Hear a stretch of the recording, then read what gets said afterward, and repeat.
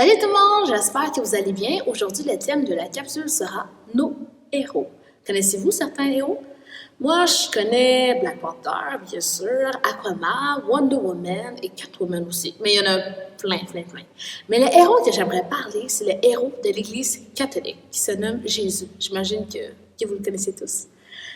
Lui, le message qu'il apportait, c'était l'amour. On peut même dire qu'il est le héros de l'amour, par ses gestes qu'il faisait, les miracles, les paroles qu'il disait et aussi son ultime sacrifice.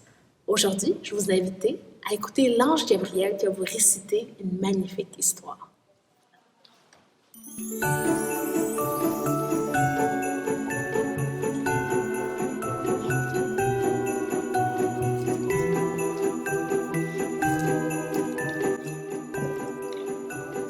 Un ange m'a raconté Noël. Bonjour, sais-tu qui je suis? Je suis un ange, un messager de Dieu. Je ne suis pas seule, il y en a beaucoup d'autres comme moi. Habituellement, on ne peut pas nous voir, mais aujourd'hui, je fais une exception pour toi. Je m'appelle Gabrielle. C'est moi qui suis allée voir Marie et Joseph pour leur demander d'être les parents de Jésus. C'est l'histoire du premier Noël. Tu te doutes bien que cette mission a été très délicate. Faire comprendre à Marie et Joseph que Dieu leur demandait d'être les parents de Jésus n'était pas une mince tâche. Mais tous les deux avaient le cœur rempli d'amour et avaient une très grande confiance en Dieu. Ils ont compris ce qu'ils ressentaient au fond d'eux-mêmes était un message de Dieu. Ils ont répondu oui à la demande qui leur a été faite. Ils ont accepté de devenir les parents du Sauveur que Dieu avait promis pour tous les peuples de la terre. La première partie de ma mission était accomplie. Marie et Joseph, comme tous les parents du monde, étaient vraiment heureux d'attendre cet enfant. Joseph et Marie habitaient la ville de Nazareth, mais ils devaient se rendre à Bethléem, car c'est là que Joseph était né. C'était vraiment loin, plus de 1000 kilomètres sur une route de sable et de pierre. En ce temps-là, il n'y avait pas de voiture. Les gens voyageaient à pied ou à dos d'âne. Le voyage entre Nazareth et Bethléem allait durer de 3 à 4 jours. Joseph était très inquiet. Il avait peur que le voyage soit trop long et trop difficile pour Marie. Elle l'a rassuré et finalement, ils ont pris la route. Il était tard le soir quand ils sont arrivés à Bethléem. Marie était fatiguée par le voyage et sentait dans son ventre que Jésus allait bientôt naître. Malheureusement, comme il y avait beaucoup de personnes venues pour le recensement, il ne restait plus aucune chambre disponible dans les hôtels. Cependant, un aubergiste leur a parlé d'une étable dans les champs, pas très loin de son auberge. Il se servait de cet endroit pour laisser dormir ses animaux quand les nuits étaient fraîches. Comme l'étable était propre, Marie et Joseph ont décidé de s'y installer avec leur âne. En entrant, ils ont vu un bœuf au fond de l'étable. Quelle chance! Avec leur haleine, le bœuf et l'âne tiendraient leur nouveau-né au chaud. Marie s'est enfin allongée sur la paille propre. Moi, je regardais tout cela de là-haut. Je savais que la deuxième partie de ma mission allait commencer. Je devrais bientôt aller faire reconnaître au monde entier la naissance du Sauveur.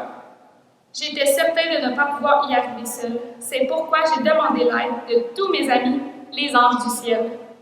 Nous avons attendu avec une grande impatience l'arrivée de Jésus. Vers minuit, Marie a accouché d'un beau garçon et on lui a donné le nom de Jésus.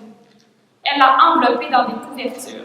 Marie et Joseph étaient heureux, comme le sont tous les parents à la naissance d'un enfant. Marie était rayonnante en voyant Joseph, tout attendri, prendre l'enfant dans ses bras. Quelle merveille!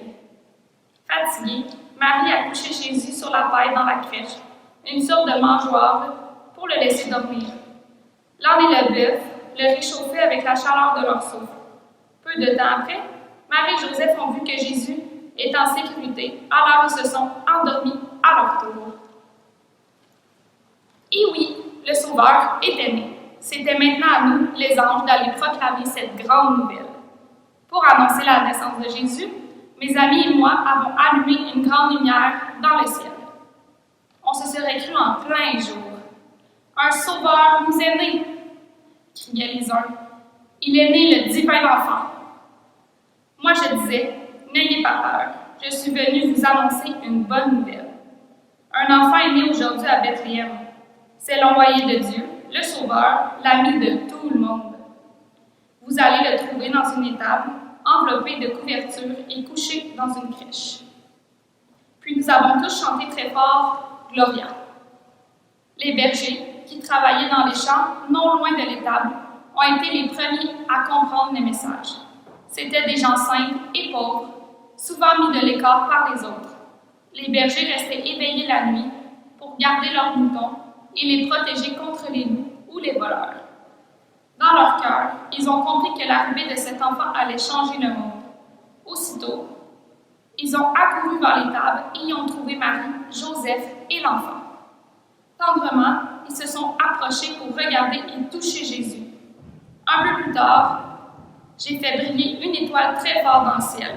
Des savants qui étudiaient les étoiles ont vite deviné, en la regardant, qu'une personne importante venait de naître. Le cœur touché, 3 mages, Melchior, Balthazar et Gaspard, se sont mis en route pour venir adorer Jésus et lui apporter de beaux cadeaux. C'est comme cela que tout s'est passé. C'est grâce à mes amis et moi que, depuis maintenant plus de 2000 ans, les gens se rappellent chaque année de cette naissance bien spéciale, le jour de Noël. Jésus est notre ami. En venant sur leur terre, il est venu nous dire que Dieu, notre Père, aime beaucoup chacun de ses enfants et qu'il veut que nous aimions les uns les autres. C'est cela la fête de Noël. C'est la fête de Jésus et tout le monde qui est invité à le célébrer. Alors, si au fond de ton cœur, tu sens que tu as envie de fêter la naissance de Jésus, c'est peut-être un ange qui, au nom de Dieu, t'invite à la fête. Joyeux Noël! Connaissez-vous des gens qui vous font du bien? À la semaine prochaine!